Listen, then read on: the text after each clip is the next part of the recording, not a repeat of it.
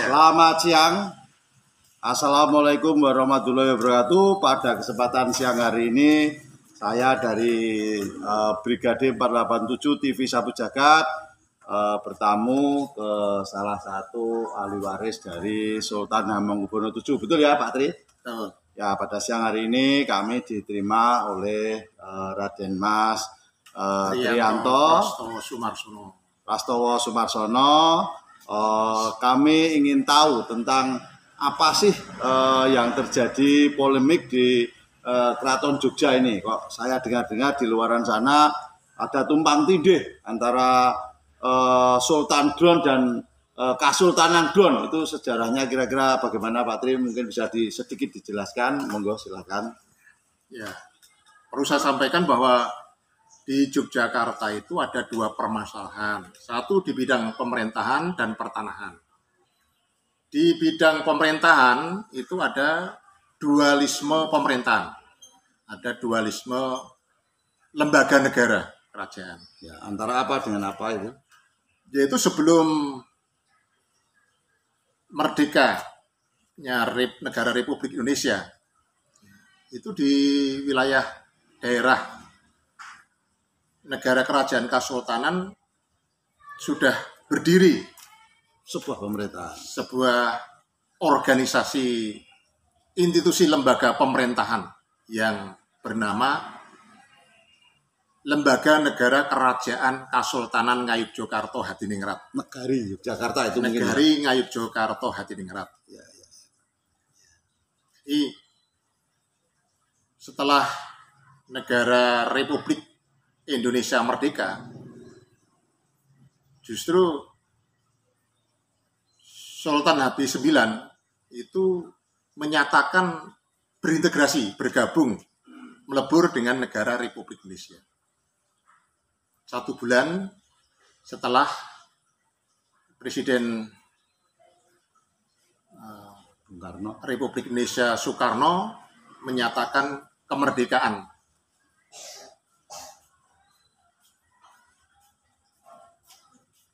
Negara Republik Indonesia merdeka mencakup wilayah teritorial di dalam negara kerajaan Kasultanan Ngayogyakarta Hadiningrat.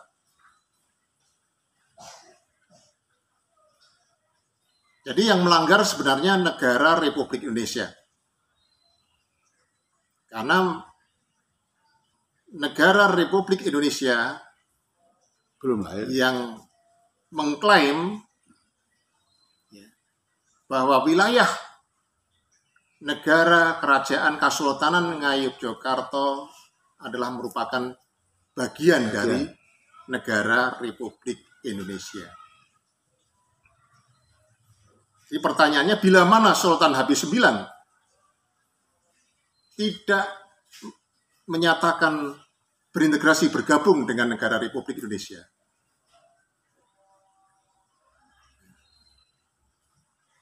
Menjadi daerah istimewa Yogyakarta. Apa yang terjadi? Yang terjadi adalah proklamasi kemerdekaan negara Republik Indonesia melanggar hukum tata negara. Karena negara Republik Indonesia merdeka tidak mempunyai atau tidak memiliki teritorial, wilayah daerah. Karena wilayah daerah, wilayah milik kerajaan, masih milik kerajaan ya. Teritorial, wilayah daerah sudah ada yang memiliki, yaitu wilayah Mataram Yogyakarta dan Mataram Surakarta. Yang mana wilayah Mataram Yogyakarta sekarang ini adalah merupakan wilayah daerah negara kerajaan Kasultanan Ngayogyakarta Hadiningrat, dan wilayah Mataram Surakarta adalah wilayah daerah Kasunanan Surakarta Hadiningrat.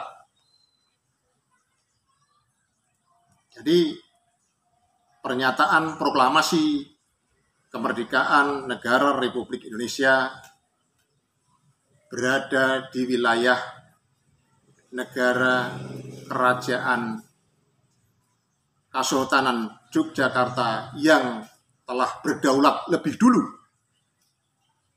yaitu sejak terbentuknya Lembaga Negara Kerajaan Kesultanan Ngayogyakarta Hadiningrat pada tanggal 13 Maret 1755, 1 bulan setelah Surat Perjanjian Perdamaian Giyanti tanggal 13 Februari 1755. Yang isinya adalah terbaginya atau palian negari, pembagian dari setengah pedalaman Kerajaan Mataram yang dibagi menjadi 2 bagian, yaitu antara wilayah daerah yang diberikan kepada pribadi Pangeran Mangkubumi yang bergelar Sultan Hamengkubuwono atas setengah dari pedalaman Kerajaan Mataram. Dan yang sebagian adalah merupakan milik Sunan Pakubuwono III sebagai raja di Lembaga Negara Kerajaan Kasunanan Surakarta Hadiningrat. Tadi sudah saya sampaikan bahwa permasalahan di bidang pemerintahan dan pertanahan, di bidang pemerintahan sudah saya sampaikan bahwa adanya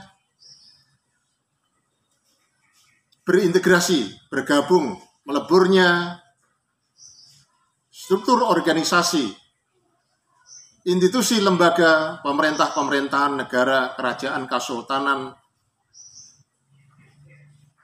Ngayogyakarta Hadiningrat ke dalam bagian negara Republik Indonesia menjadi pemerintahan daerah-daerah istimewa Yogyakarta dan setingkat provinsi dan menjadi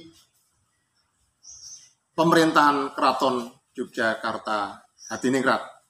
Yang jadi permasalahan, bergabung itu menjadi 1, bukan menjadi 2, yaitu lembaga kesultanan ya, adalah merupakan lembaga negara kerajaan kesultanan, adalah sebagai suatu lembaga negara kerajaan yang memiliki undang-undang negara kerajaan sendiri.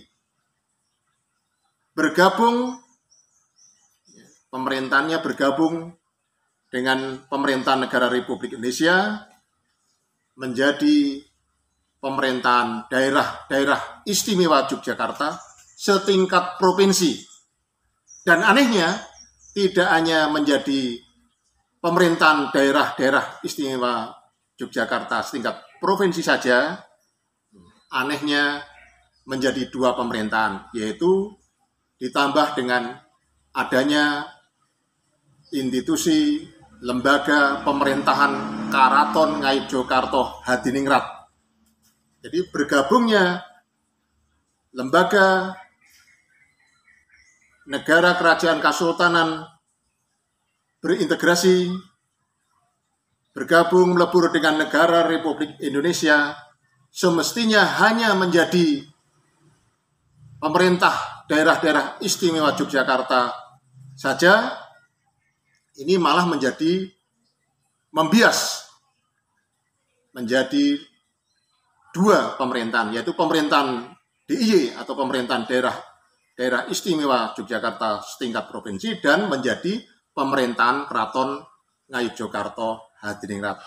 Jadi seharusnya bagaimana menurut pendapat Kang Mas Trianto? Yang benar bagaimana? Yang semestinya yang benar ya, ini bergabung berintegrasinya negara kerajaan Kasultanan Ngayogyakarta Hadiningrat itu kan kehendak keputusan dari Sultan Hamengkubuwono IX sendiri. Pertanyaannya, apakah bisa seorang raja ini memutuskan untuk membubarkan negara kerajaannya semudah membalik telapak tangan, menyatakan bergabung dengan negara Republik Indonesia. Di sisi lain, undang-undangnya masih berlaku. Itu apa artinya? Undang-undang negara kerajaan Kasultanan masih berlaku dan dimasukkan di dalam Perda DIY sebagai konsideran atau dasar pertimbangan hukum. Masih diberlakukannya peraturan lama yang mengatur khusus ketentuan-ketentuan khusus perihal kepemilikan hak milik atas tanah yang ada di wilayah Kasultanan Ngayogyakarta Hadiningrat. Itu terkait dengan antara pemerintahan, bukan berarti pemerintahan negara kerajaan Kasultanan memiliki tanah, tapi mengatur kepemilikan tanah, mengatur kewenangan untuk menerangkan pengakuan domain declaring, itu keterangan wewenang, pengakuan kepada pemilik tanah yang merasa memiliki tanah berhak untuk memberitahukan, menyampaikan, mencatatkan kepada pemerintah, bukan pemerintah yang mengklaim memiliki tanah. Jadi pembuat undang-undang selaku pemilik tanah, yaitu pribadi Sultan Hamengkubuwono VII, memberikan kewenangan kepada penduduk negeri Kasultanan untuk menyatakan kepemilikan pengakuan memiliki tanah di masing-masing desa atau kelurahan. Oh, begitu ya. Jadi sebenarnya masalah hak kepemilikan tanah ini seharusnya masih dikelola oleh ahli waris yang sifatnya turun-menurun atau semua menjadi hak pemerintah kerajaan, maksudnya seperti itu. Undang-undang dikeluarkan oleh negara kerajaan pada saat itu oleh pribadi Sultan Hamengkubuwono VII selaku pemilik tanah. Selaku pemilik tanah. Membuat undang-undang. Nah, undang-undang ini baru berlaku 3 tahun. Pribadi Sultan Hamengkubuwono VII meninggal dunia. Nah, substansi isinya, kita perlu tanya dulu, undang-undang itu dibuat berlaku untuk siapa? Undang-undang itu berlaku ya untuk siapa? Undang-undang itu dibuat berlaku untuk siapa? Mengikat siapa maksudnya? Ya, berlaku mengikat untuk siapa? Berlaku mengikat untuk penduduk negeri Kasultanan, yaitu seluruh rakyat negara kerajaan Kasultanan tanpa kecuali, termasuk si pembuat undang-undang itu sendiri. Yaitu turun-temurunnya pribadi Sultan Hamengkubuwono VII selaku pembuat undang-undang Riksblad atau lembar kerajaan, Undang-Undang Negara Kerajaan Kasultanan nomor 16 tahun 1918, tentunya termasuk ke turun-temurunnya pribadi Sultan Hamengkubuwono VII sesuai substansi isi ketentuan-ketentuan yang diatur di dalam bab demi bab Undang-Undang Riksblad Lembar Kerajaan Kasultanan nomor 16 tahun 1918. Di dalam pendahuluan pengantar bab demi bab, karena bab demi bab merupakan rangkaian bab yang tidak terpisahkan. Itu terkait bahwa substansi isinya undang-undang yang dibuat atau sebagai produk hukum pribadi Sultan Hamengkubuwono VII ini berisi kata-kata bumi ningsun, kraton ningsun, yang artinya tanahku, tanah saya itu adalah pribadi, bukan mengatasnamakan lembaga Kasultanan. saya adalah pribadi Sultan Hamengkubuwono VII selaku pribadi, person, perorangan, yang juga tunduk patuh taat kepada aturan undang-undang yang dibuatnya juga. Ya, jadi kira-kira ini langkah ke depan dengan adanya tumpang tindih, kalau bahasa yang tren saat ini, ya, yang baru digalakkan tentang mafia tanah. Ya, mafia tanah ini bahasanya seseorang yang ingin mengambil alih hak orang dengan dalil, dan mereka bekerja sama untuk mengelabui supaya mereka istilahnya bisa mengambil alih tersebut. Ini tindakan yang perlu disiapkan, Kang Mastri sebagai ahli waris. Kira-kira gambaran ke depan untuk memperjuangkan hak kembali aset keluarga yang sifatnya turun-menurun ini, bagaimana langkah-langkah yang sudah dijalankan, ya, Mas? Dalam perdagangan pengantar, ya, kemudian masuk bab demi bab yang substansi isinya bahwa pribadi Sultan Hamengkubuwono VII dalam membuat undang-undang selaku pemilik tanah, membuat undang-undang yang diberlakukan mengikat untuk penduduk negerinya, menerangkan bahwa Bumi Ningsun itu yang selanjutnya disebut Tanah Sultan, atau dalam bahasa Belandanya Sultan Groen, atau dalam bahasa Inggrisnya Sultan Grand, kemudian disingkat menjadi SG. SG adalah Sultan Groen atau Sultan Grand, dalam bahasa Indonesia adalah Tanah Sultan. Nah, ini dicatat di dalam daftar catatan buku register persil tanah desa kelurahan. Jadi di tiap-tiap, di satu persatu atau di masing-masing desa kelurahan itu ada data daftar catatan persil SG Sultan Groen atau Tanah Sultan ini sesuai dengan nomor urut persilnya, cocok dengan beserta dengan peta desa kelurahannya. Jadi di desa di kelurahan itu ada dua alat bukti, yaitu buku induk administrasi persil SG, ya, dalam letter A, dan peta desa, peta lama asli desa. Ini sebagai dua alat bukti yang tersimpan di desa atau di kelurahan. Nah, selama ini diklaim oleh pihak Panitikismo di bawah lembaga Keraton Ngayogyakarta Hadiningrat adalah merupakan pemerintahan, lembaga keraton adalah pemerintahan Keraton Ngayogyakarta Hadiningrat yang berbeda dengan lembaga Kasultanan, pemerintahan Kasultanan Ngayogyakarta Hadiningrat yang telah berintegrasi bergabung dengan negara Republik Indonesia menjadi Pemda, pemerintahan daerah-daerah istimewa Yogyakarta setingkat provinsi.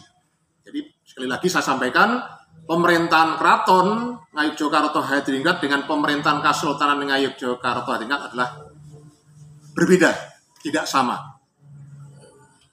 Ini mengklaim, ya, pemerintahan keraton mengklaim bahwa Tanah Sultan itu adalah tanah keraton. Jadi rakyat Jogja dicuci otak bahwa Tanah Sultan itu sama dengan tanah keraton, sama dengan tanah Kasultanan, sama dengan tanah pemerintah daerah PD, sama dengan tanah negara, negara kerajaan Kasultanan atau negara Republik Indonesia. Ini yang perlu diluruskan selama ini. Itu intinya, puncaknya di situ. Permasalahannya justru karena ini sudah diatur Bumi Ningsun, Keraton Ningsun itu dalam Undang-Undang Negara Kerajaan Kasultanan nomor 16 tahun 1918 adalah merupakan undang-undang produk yang dibuat pertama kali oleh pribadi Sultan Habib VII selaku pemilik tanah, yang sudah mengatur bahwa Bumi Ningsun, Keraton Ningsun itu adalah ditetapkan secara turun-temurun dan ditetapkan secara adat Jawa, tata cara Jawa. Walaupun itu dalam ikatan di tiap-tiap desa kelurahan sebagai hak anggaduh.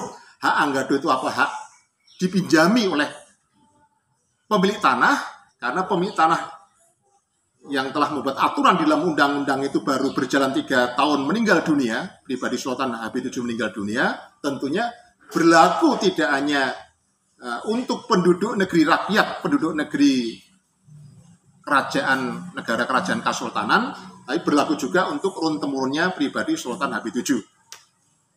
Ya, saya yang diatur dalam bab 4. Ya, demikian pemirsa, pada kesempatan siang hari ini sedikit banyak pembeberan dari ahli waris tentang bedanya tanah Sultan Ground yang masih memiliki hak milik turun-menurun, tapi terjadi tumpang tindih. Ya, menurut saya karena pemerintah itu memiliki undang-undang yang sifat menguasai, tetapi memang semuanya sudah dikuasai oleh pemerintah. Buktinya masyarakat yang menggunakan kan mereka sudah membayar pajak. Tapi untuk hak sewa atau hak nggado ini ya seharusnya tetap ke ahli waris atau pemilik yang sifatnya turun-menurun, ya kan? Mungkin begitu. Selamat siang pemirsa, sampai ketemu lagi di channel-channel yang luar biasa. Jangan lupa selalu klik Brigade 487 TV Sapu Jagat yang luar biasa. Sampai ketemu lagi di channel-channel berikutnya. Selamat siang.